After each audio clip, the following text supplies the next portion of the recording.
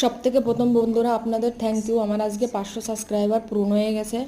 আমি সবথেকে প্রথম আপনাদের সবাইকে থ্যাংক ইউ বলছি। আমি আজকে পটল আলু বড় চিংড়ি মাছ দিয়ে রান্না করবো। তার জন্য বড় বড় চিংড়ি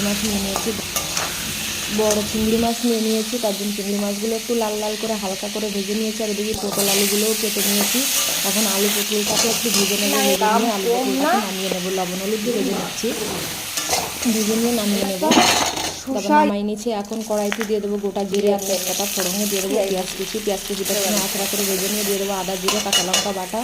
দেওয়ার পরে গুঁড়ো মশলা দিয়ে দেবো, ধনের গুঁড়ো, লঙ্কার গুঁড়ো, লবণ, হলুদ সমস্ত মশলা দিয়ে ভেজে নিয়েছি। এখন কষাই নেওয়ার পরে দিয়ে দিচ্ছি একটা টমেটো কুচি দেওয়ার পরে পটল আলু ঢেলে দিয়েছি। পটল আলুটা একটু কষাই নিয়েছি, নিয়ে জল ঢেলে দিয়েছি। জলে জাল উঠে গেছে, চিংড়ি মাছগুলো দিয়ে দিয়েছি। এটা বড় চিংড়ি মাছ, ক্যামেরায় অত বড় দেখা যাচ্ছে না। ধনেপাতা কুচি দিয়ে দিলাম, গরম মশলা গুঁড়ো দিয়ে দিয়েছি।